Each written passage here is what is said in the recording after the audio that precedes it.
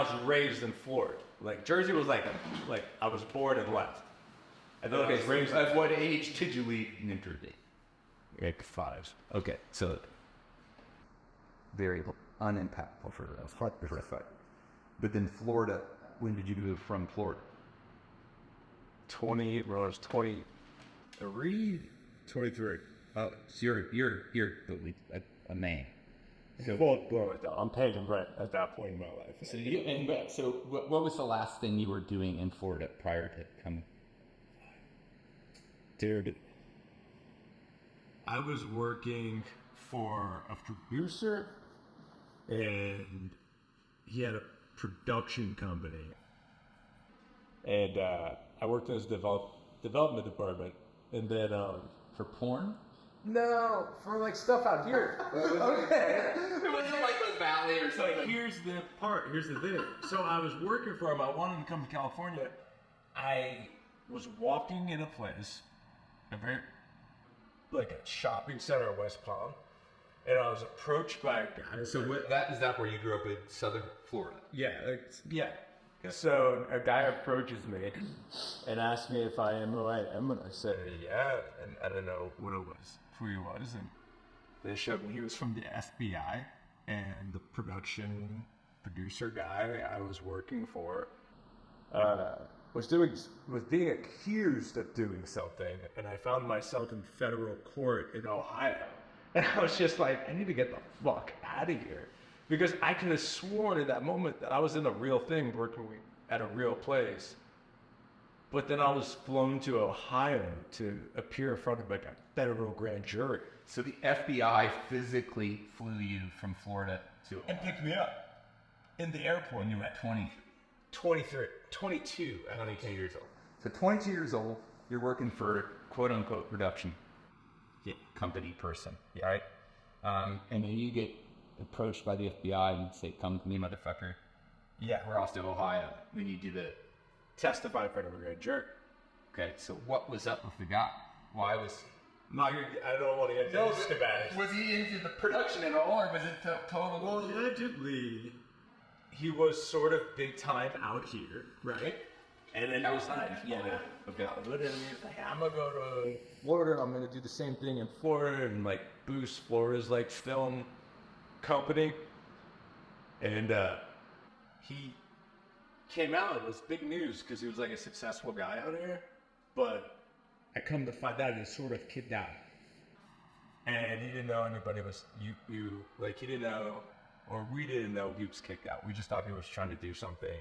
But put it in what time, what year that was. So it's pre, the internet was small compared to now. Right, nothing. There was no social media. So no social media, internet. It's part of the last time you can pick up and recreate yourself without, like, a background check. 2000. Yeah, around there. 99, 2000. Yeah. Wow. Yeah. And then what? Fucking way long. Yeah, it was super long. And then fucking FBI picked me up in Ohio in a car. And you're just sitting there small talking with an FBI agent. Actually, like, what is happening? And then I would go and I got in front of the jury, and they just had a bunch of like questions, and they were vague, and I didn't have answers to them. It wasn't like he had another business, and I wasn't part of it. And then I had one of my high school friends was in the area, and I texted him, and I was just like, "Hey man, I'm here for a reason you wouldn't believe why I'm here. Can you come pick me up at this hotel?" And he picked me up, and I was like, he's like, what the fuck are you doing here? And I was like, I got subpoenaed by the FBI. And he's like, what? And then we went out and got drunk. And we went to like a strip club. And I had a per diem by the FBI, so I spent my per diem from the FBI at the strip club. So you're 22. Yeah. And then this shit goes down. Now, your job that you had in Florida is gone. Go. Right? And then you're sitting there and you're like, going, fuck, dude, I want to be in production business, or I want to be in just entertainment, or I want to be an actor. When was the, and then you're like, what happened that finally got you from Florida / Ohio to fucking to California? Honestly, I got to California probably a month at most after I got subpoenaed. Okay. I got the fuck out of Dodge. All it made me realize that I was wasting so much time. But And it was my first time. But what was the call that said I'm going to? It was that moment. That moment said to drive. You went back to Florida, got your car, packed up my shit, sold as much shit as I could get rid of.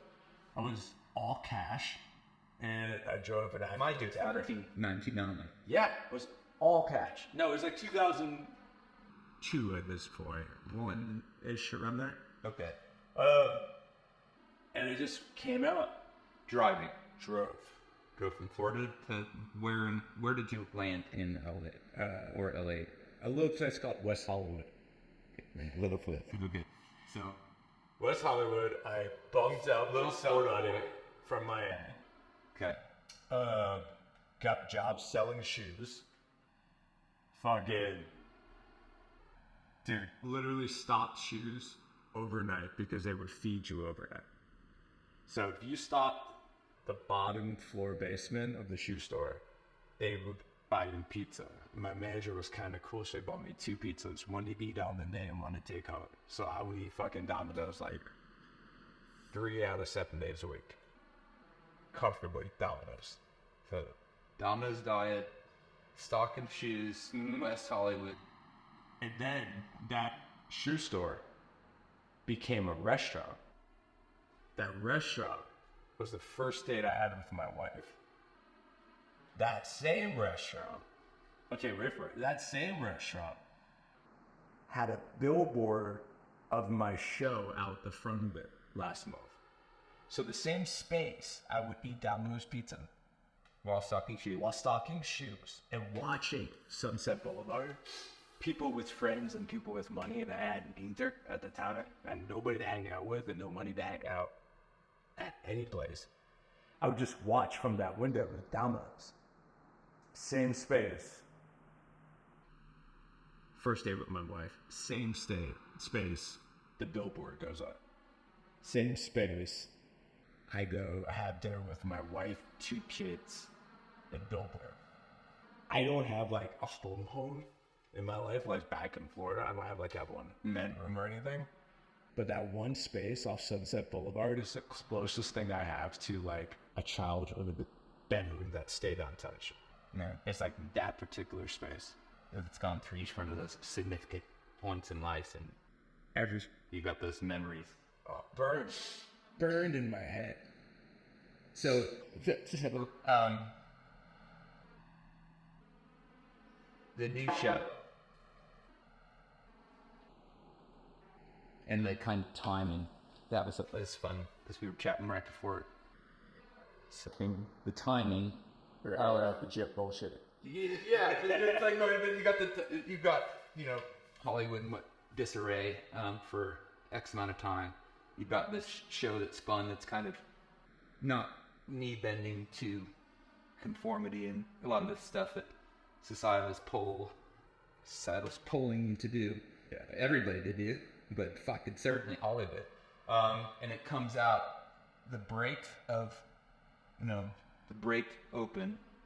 Let's say the break back open of Hollywood. I mean, your show releases. It's also hot pre-holiday, and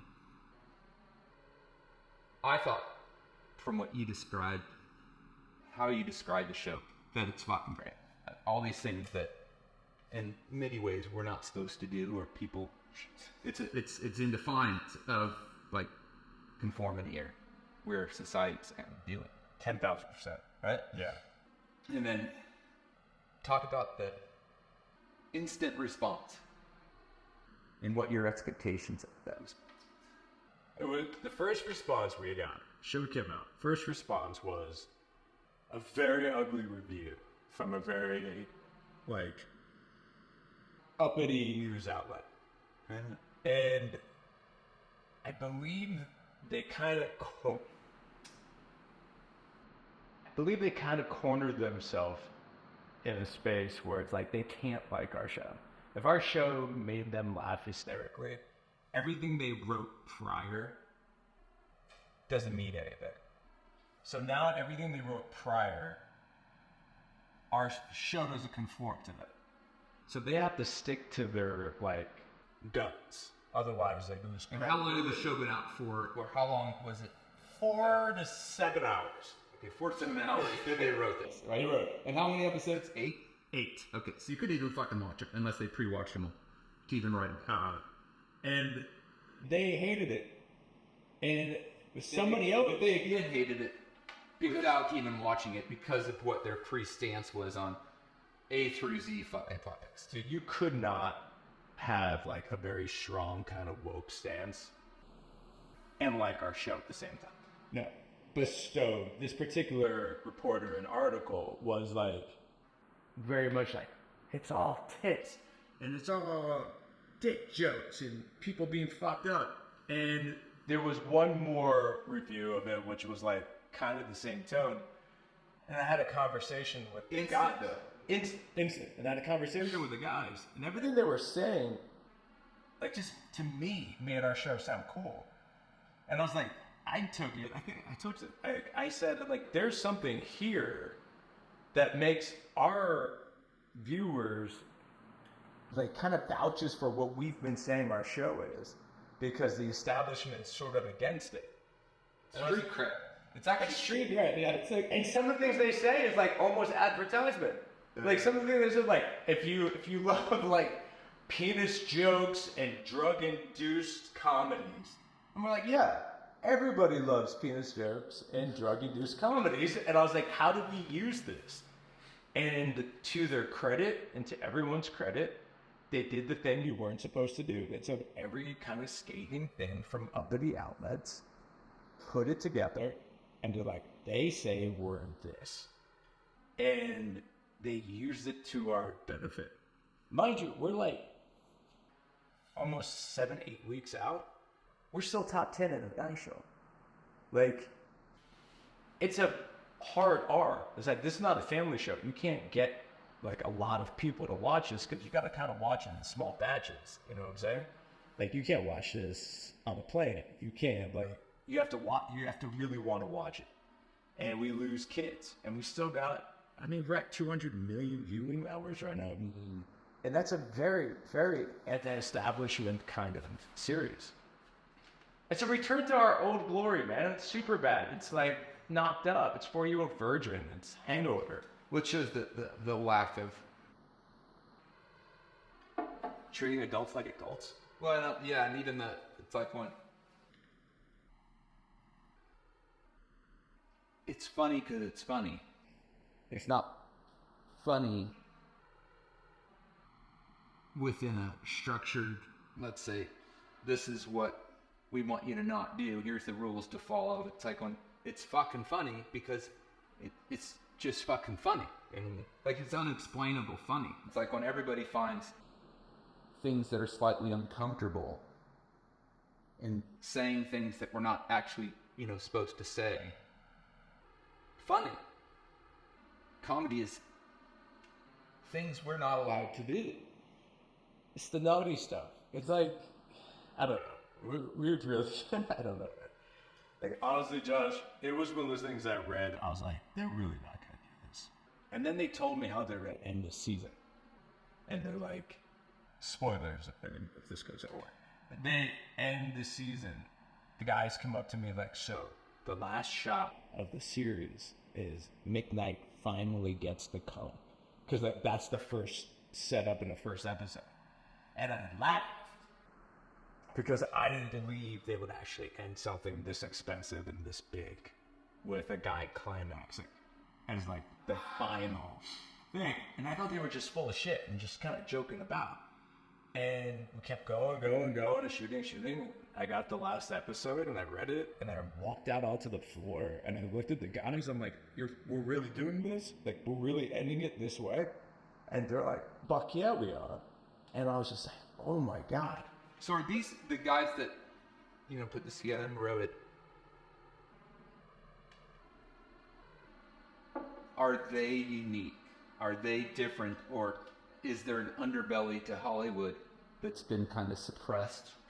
That this all exists and has always existed, but the times in which we're in has sidelined sanity, because it made everyone go on an insane route of just soft-serving bullshit. And then now it's like but this community has just been kind of on the sidelines or presenting shit that's not that, and sidelining what they really wanted to do in regards to raws. Well, first, the nature of the beast out here is like, ER's in it, that we have to make 9 medical drums for the next year and a half. And none of them quite match the ER. But then some random rogue showrunner creator will come up with like some sort of cop show. And that cop show becomes a new bar. And now for the next year and a half, they make copycat cop shows. But that first one, right? So yeah, that first one could dictate a year and a half in Hollywood. Okay, and Yeah, the direction it goes in. yeah, that happens in fashion a little bit. I mean, sure, it's everyone. It's like when this is having, but it's that breakaway show or that breakaway, let's say, that sends the market or the industry in the direction, right? And how pivotal do you think kind of the acceptance of this was to the kind of Hollywood reopening of the contract being signed? Was it just fucking beautiful timing? Dude, I was heading to the airport. Everybody's like, oh, I think the strike's coming to an end. And that our premiere was happening in Vegas. Yeah. None of us could go. That's so wild. So like, and I put off this flight to London for so long, just because hopes of this thing wrapping out. I'm in the car, driving to the airport.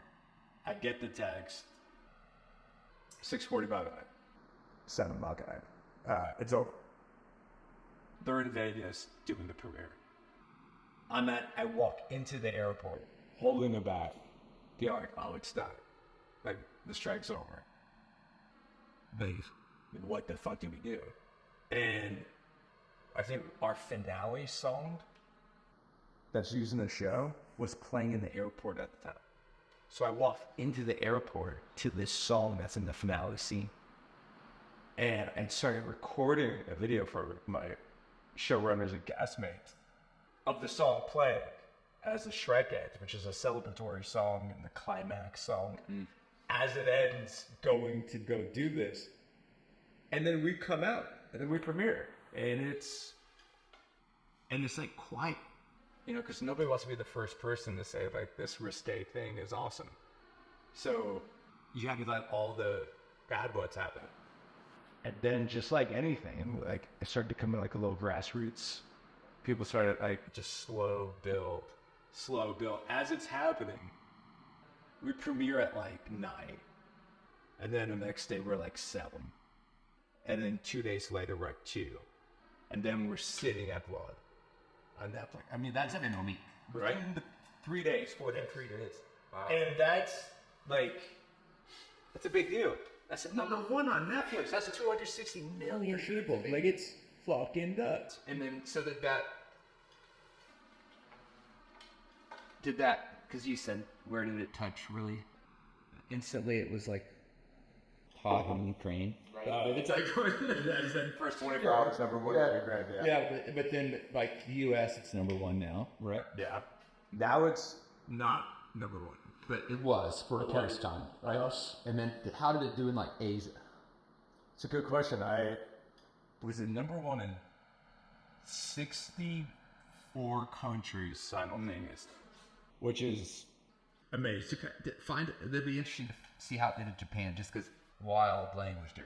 I would love to know that, but also they're very, very overall secretive of streaming numbers. Oh yeah, there's power to like the knowing and us not knowing. I guess that's part of the. Well, even the streaming itself and entertainment in Japan is very different. How so?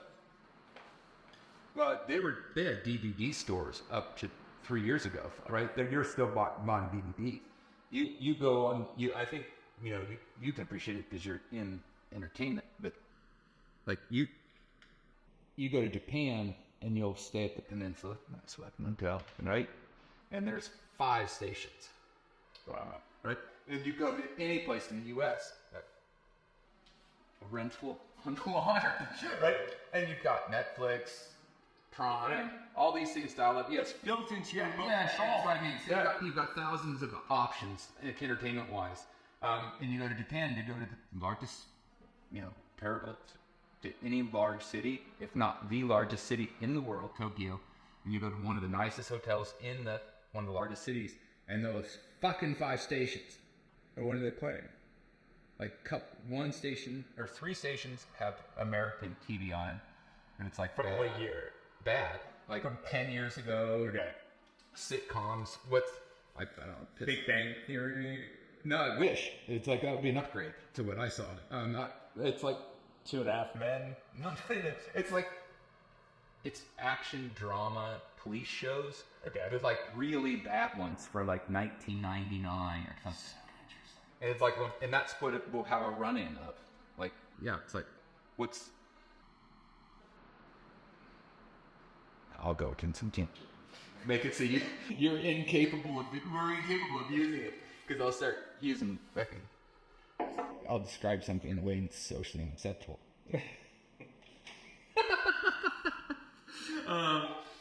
But yeah, it's like fucking nuts. Like America, I'm not sure. I mean, if you don't travel internationally, it's hard to grasp how I think we're the biggest fucking export of entertainment. Mm-hmm. Anything aside that, we could still be the biggest maybe in a number of things, but we are so far ahead of everybody else in the fucking world on export of Hollywood. But it's like the distance between first and second is light years of shit. Dude, it's also interesting when like the U.S. like goes abroad and is like, this show works over there, let's bring it over here. And I don't know what the success rate that is, but I know there's a few of them that have clicked, like The Office, that clicked. Sure, there's one from that I really liked from Australia, Mr. Nice Guy or something. It's like this badass motherfucker from like backwoods of Australia. It was on like FX. Oh, really? Yeah, it's fucking good. And it's like that one's really good, but that's like it's in defiance to any of the social windows in which society's at, and that's why I think it was so comforting for a lot of people, and why one of the many reasons why your show got so successful, because it's like despite society's push for this narrative, and like the world wants the opposite. Like they want to feel, they want it to be, they don't want this comfort zone, they don't want the safe space. It doesn't allow you to feel. Like we're chasing feeling. There's nothing in my life that I don't do more than just try to feel. And I don't feel except agitated in the world of woke.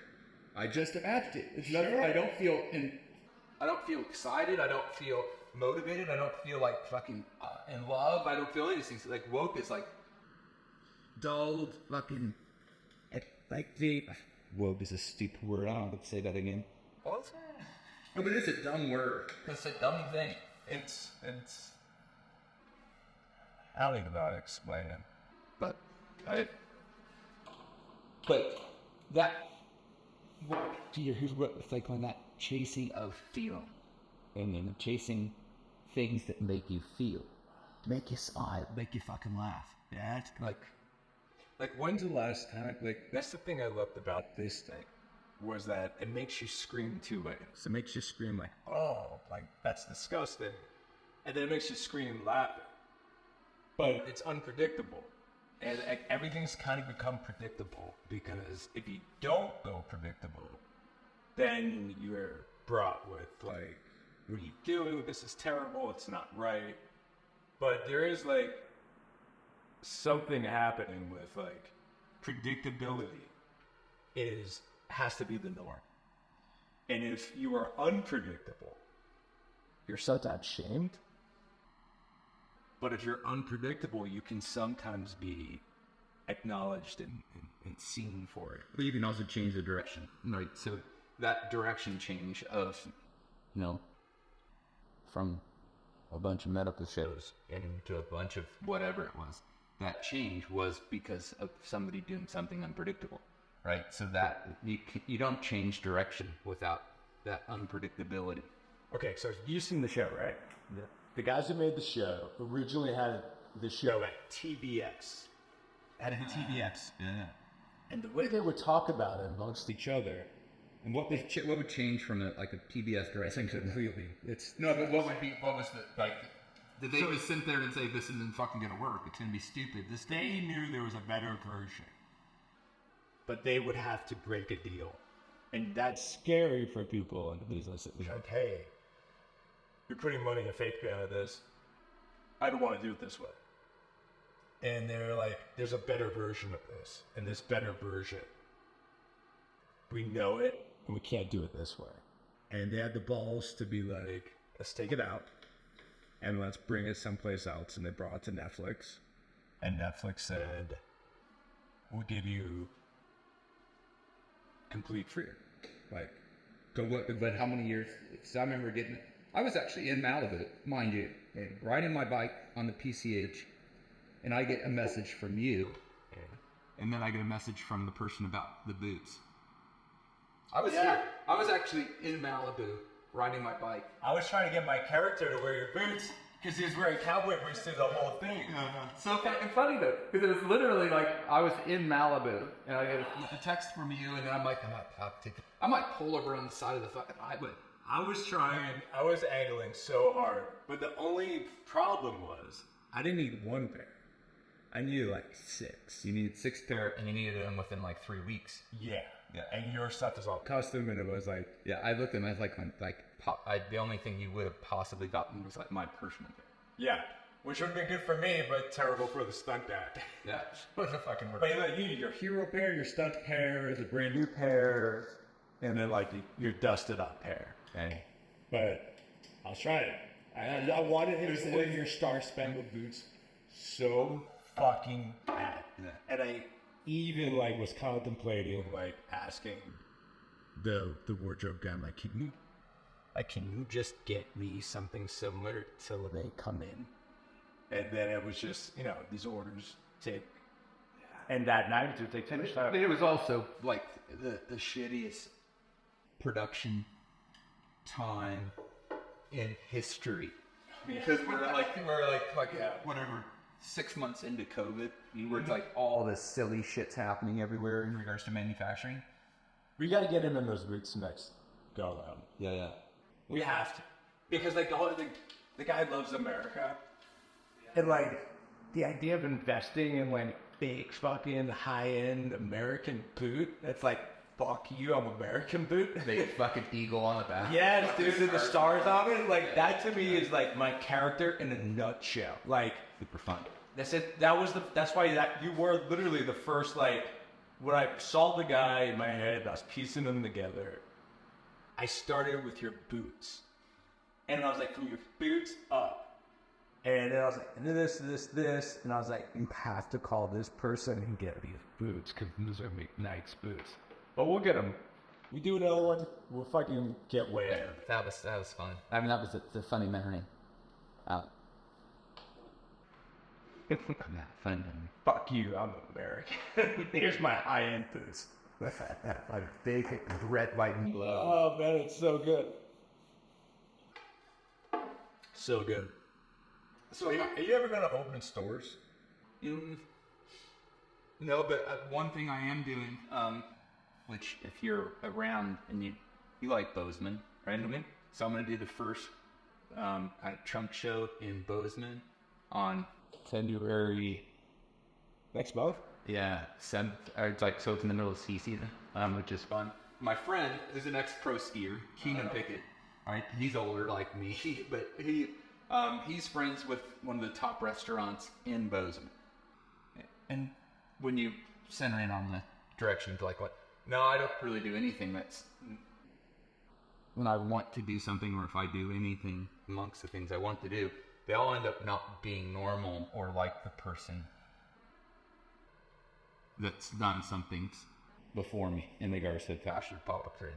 It's like when I just wanted to do it in Bozeman because I have friends there and fucking whatever. And it's like, so we're doing it in a restaurant, one of the finest restaurants, and This is so on brand for you, the person. and it's in a pizza joint, but it's like one of the higher, like it's very, very celebrated amongst the culinary world.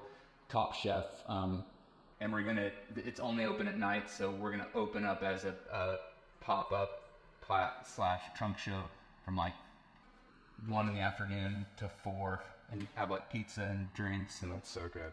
and have like the shows, and then there's like select people that will invite and have you, and then I'll be open for other people to come as well. But it's like going, Wait, where's Bozeman? by like Big Sky town.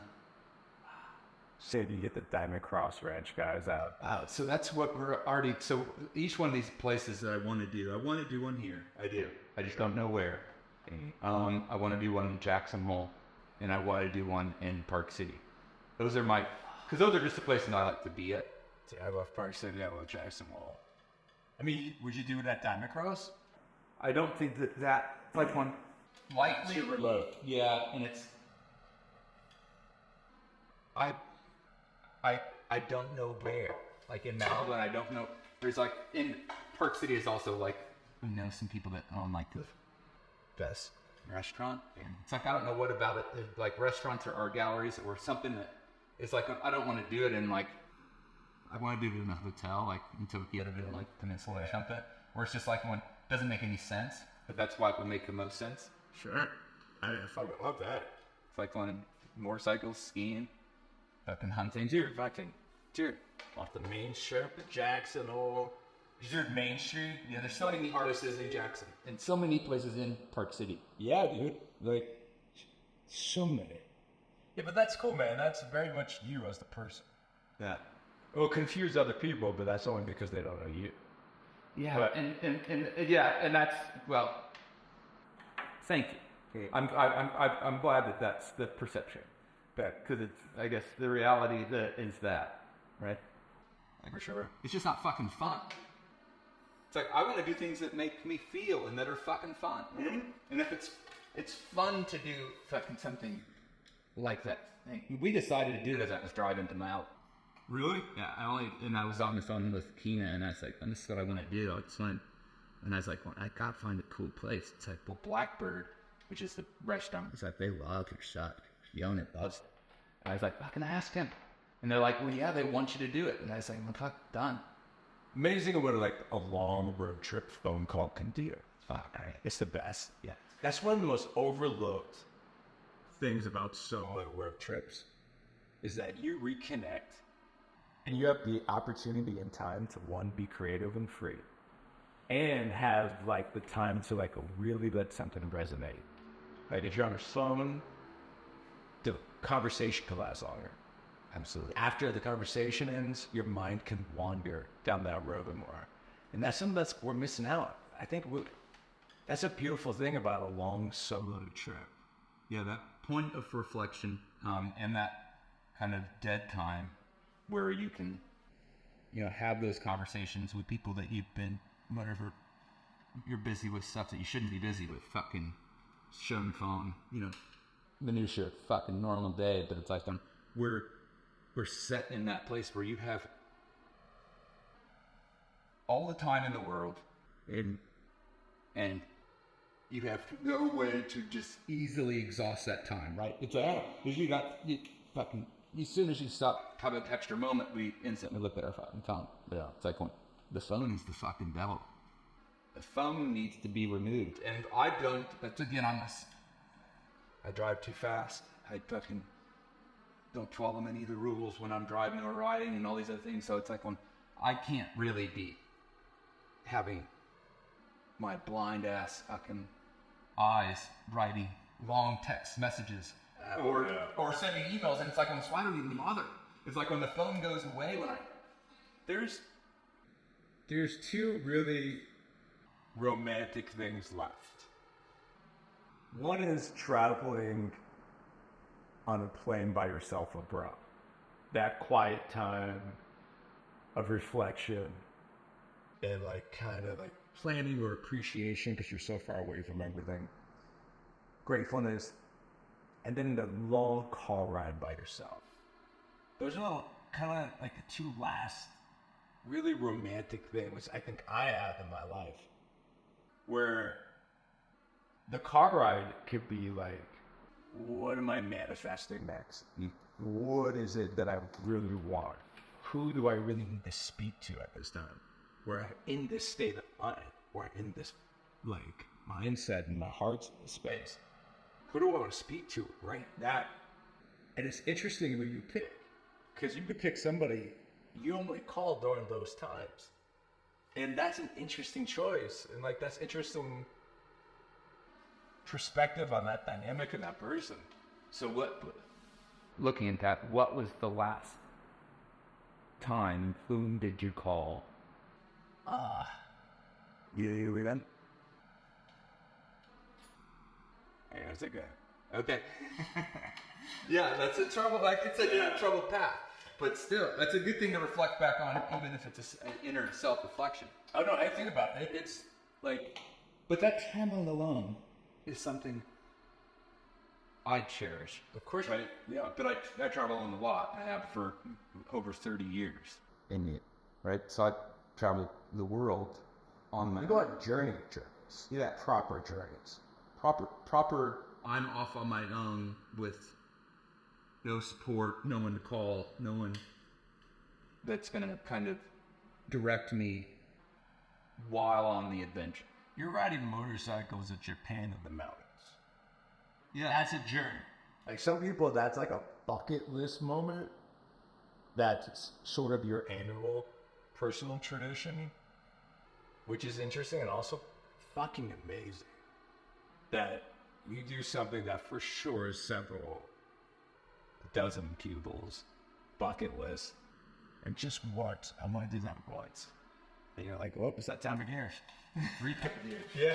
But in the what you receive, or the feelings that you get from going on those adventures, and the experiences fuel you to chase more of those. And we, get that satisfaction and that return more and often more. So that's, I think, and one can only get it, in my opinion, from traveling and going on these things on your own. Because you are vulnerable. You're certainly approachable. You're vulnerable, you're approachable, and you're also, for me, I'm more hungry to interact with strangers. Sure. Because I'm on my own. Yeah, of course. Yeah, of course, it makes complete sense. So, but it's crazy how seldom people do that. How seldom people go on proper, I'm not typing. No, proper fucking trips. In like global, international places where you don't speak the fucking language type trips. On your own. Fucking change it. For sure. I mean, it sends you on a trajectory that is yours and yours alone. Do you think there's a majority of people who save money and put their money aside for a couple of years for one of those big solo trips? I hope those people exist as well. I hope there's a lot of them. But then that goes down to another, I think, if we could have a kind of a sociological adjustment where we said we spend the majority of our life working, right? We spend the majority of that time also, for too many people, wanting that work time to end, right? You start it, you're hoping that 8 hours of that day to end. You're hoping for that 40-hour week to end, right? And then so you spend the majority of your life waiting for your life, for those moments that you're spending the majority of your life doing to end. Very depressing when we think about it, right? And then it's like you're hoping that after 20, 30 years, 40 years of that, you can now enjoy yourself. Oh my God. Right? So then you're like going, okay. It's like when I, luckily long time ago, and with,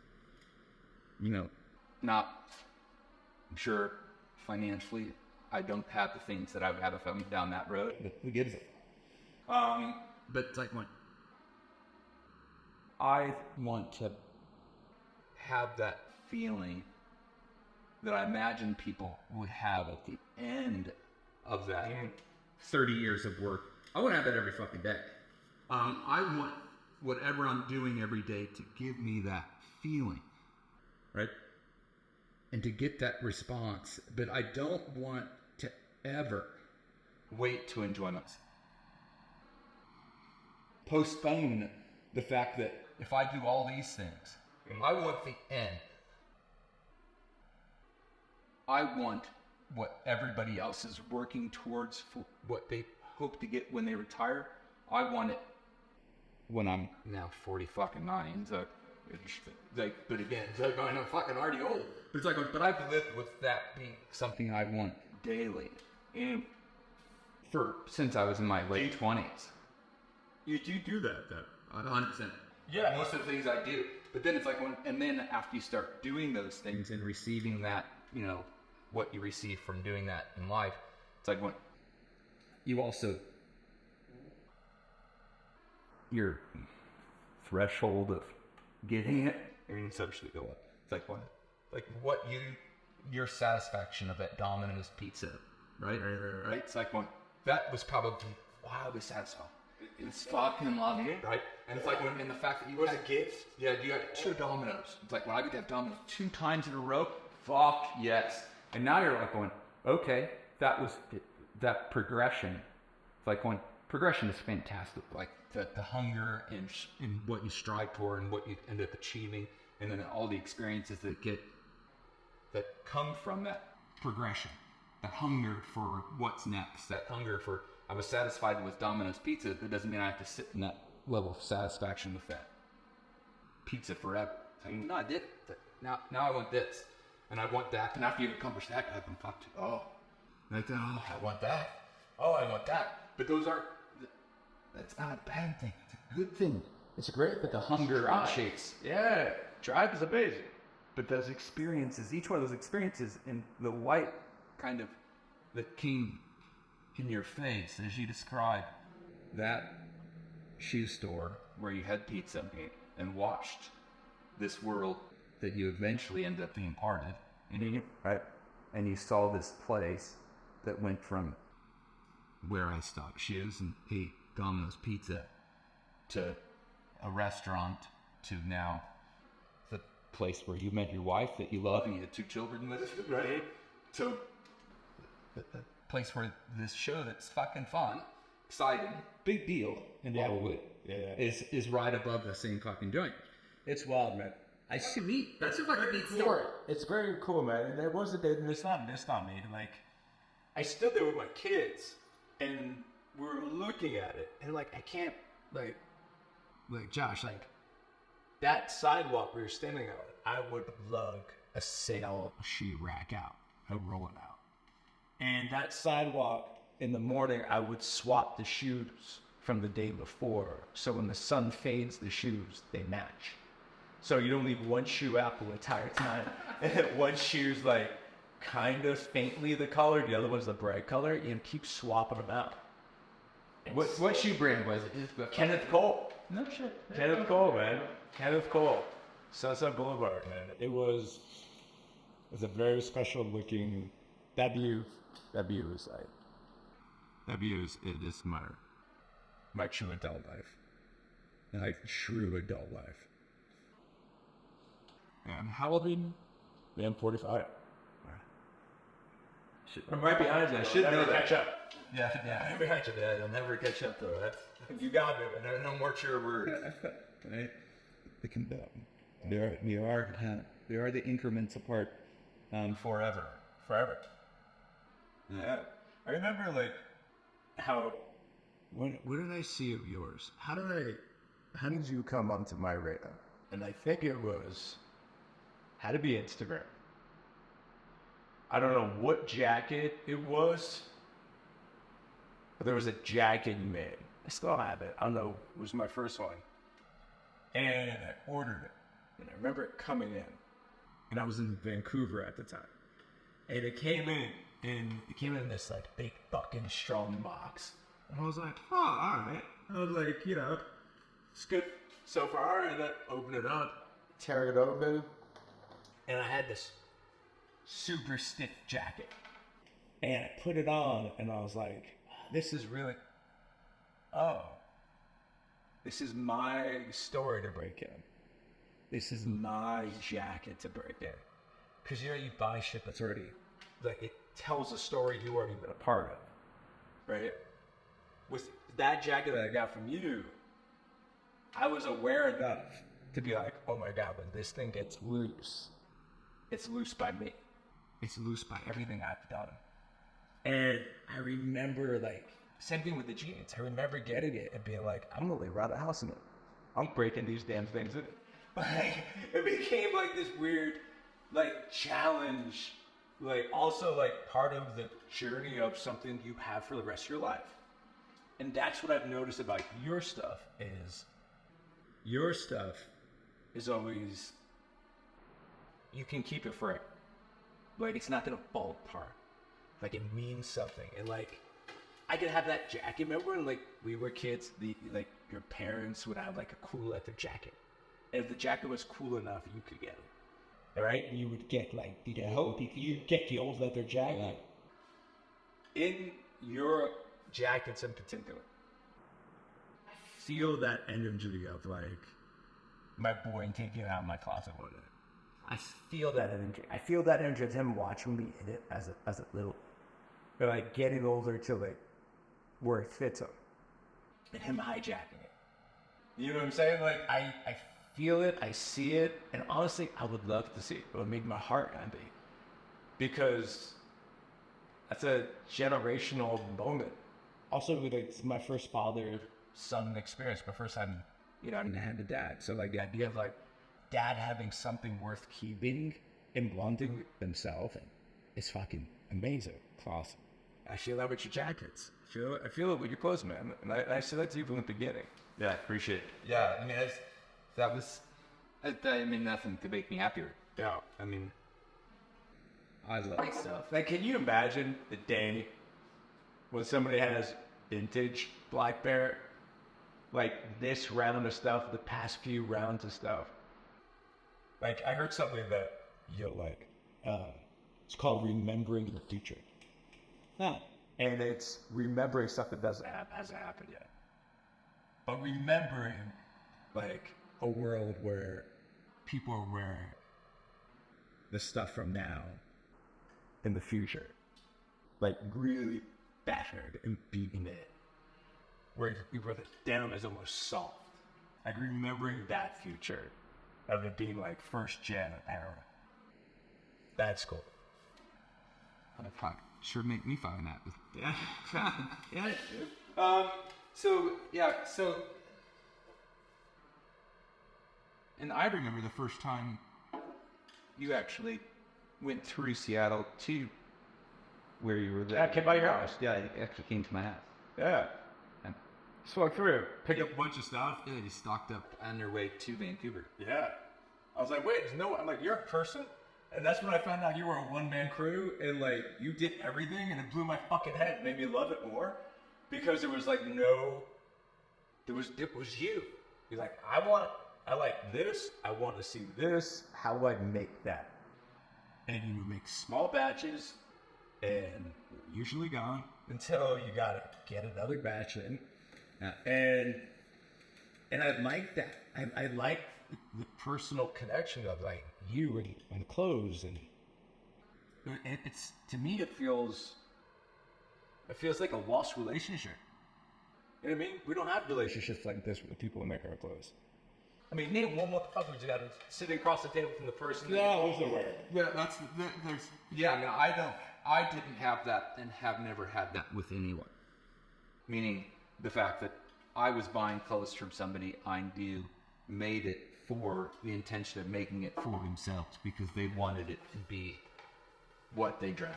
Right? I mean, I didn't, and I don't come from a design background or a manufacturing or, let's say, a formal production background. No, none of it. So I just figured out what I wanted, and I have hunger for progression. I always want something. Yeah. I never don't want something. For better or worse. It's like going, no. It's like going, and I wanted things, and creatively I've been designing and creating things my entire life in and outside of this world, meaning the fashion world, and just creating that for myself and being able to have, if it be at the end of the day, nothing more, nothing less, but it's honest, it's something that if I can satisfy my want or satisfy that this is amazing and I fucking love it, and I can kind of discard if people don't fucking love it. Sure. Right? That's kind of my goal. It's like, when if I can fucking love it, it won't really matter if somebody else does. And at the end of the day, that's my only objective in designing and creating something at that point. I just want to love it. So at the end of it, no matter what, I'll be happy. Yeah. That's great. It's amazing. That's also how to begin. You think how your clothes are made by like a person whose name is on the clothes. And chances are like they're bought in some way or form and then just tags thrown on. But this particular brand that you in particular is like, what you see is what you get. It's sort of like from the beginning of like, you don't like it, fuck off. Like, fuck off. I'm good. And that was like the approach. I was like, fuck yeah. Like, I like that. I love rebellion. I love rebellion in a space that's like, Wax it, for sure. yeah, it's kind of safe. But also like not doing it to be bought at. Do you know what I'm saying? Like you're not doing it to sell. Well, but I think it's disingenuous. That's the fucking catch. I mean, I did it to feel good in that approach, because I've done some graphical work and some corporate artwork related stuff in the past with, I'm satisfying what this market is. That's a long time since I've done that. My last fucking few things, it's always been, it's like, well, no, I want to do something that will make me fucking excited, make me feel, and then I want something that almost makes people angry or makes people fucking uncomfortable. Or it's like when I want them to feel as much as I want myself to feel. And even if that feeling, it's like if that discomfort comes because you can't obtain it, it's fucking great. That discomfort comes because it's bright and you're not sure and it doesn't make sense to you because the world within, like old money green corduroy or something like that. It's like, no, it's a lion corduroy that's distress washed, and it's like, no, it's fucking loud and it's fucking, yeah. And I'm like, and I loved it. It's like when I created that color while living in the peninsula in Tokyo, because I lived there for like 6 weeks or something during 1 year. Lucky fucker. But it's like but I'm doing that. I'm like, oh, dude, it's creating everybody from the people I worked with in Japan, going from the dye house to the fabric house. They're all looking at me going, this color? You're not supposed to do this color? And I'm like, and then I make a green leather jacket in the same color. And I'm like, and the same thing has the tannery. They're like, almost the distressed look in their face where they're just like so concerned. And I'm like going, oh, this is right. I was like going, this is more right than I fucking thought. Think about how many conversations you triggered when they went home. Like, when every person you came in contact with that color went home, they're like, this man wanted this color. He just made 1,000 meters of this corduroy. And I'm like going, and they're like going, this man, Applebee's okay. But this man's okay. And that's all going to repeatedly to go down that path of looking to provoke myself, and really more so than provoking others. But as a result of provoking myself, I end up provoking others. And then you get that sincere, customer dynamic where it's just like when you're seen, you're really seen.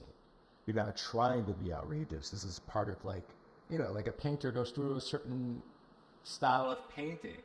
It goes through a color period. And then you just go through this thing you're game right now. Probably won't be the same in a year. Yeah, but that's what that intention's feeling. Right. Kind of like this that you got to see, right? Yeah. That's like you're shouting out. And like, you like bring it. The amount of time and the wrenches I had to wrench to get the system to create that within Okayama. Yeah, it's wild. Where it's like one. Yeah. Wait, did you do this one the same time you did the lime green or the cashmere trip? This one took a lot longer. Yeah. So is it the same but trip? It was no, because each trip, like this Oro, I first was able to make the pants. This jacket, I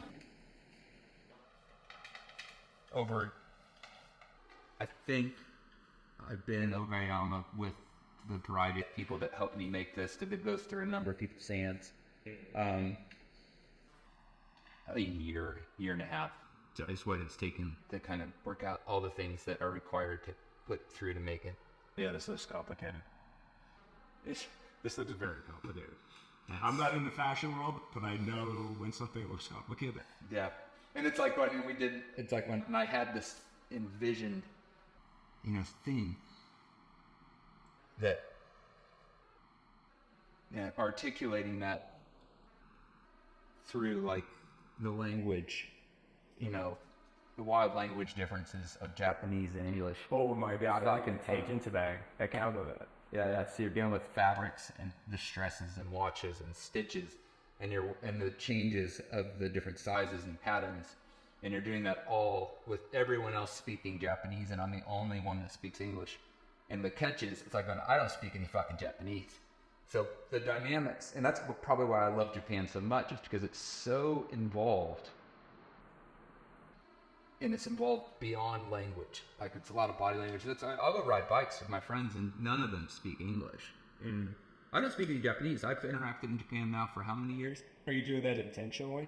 Now, it's like, I'm dyslexic with ADD. I use it as an excuse. My ability to speak another language has always been, like, I took Spanish for like 5 years and don't fucking anything. It's like when I can't grasp another language, my brains have a difficult time grasping English. I still, it's quasi, I'm fucking even halfway competent at that. But, like, the Japanese part, it's like when it's,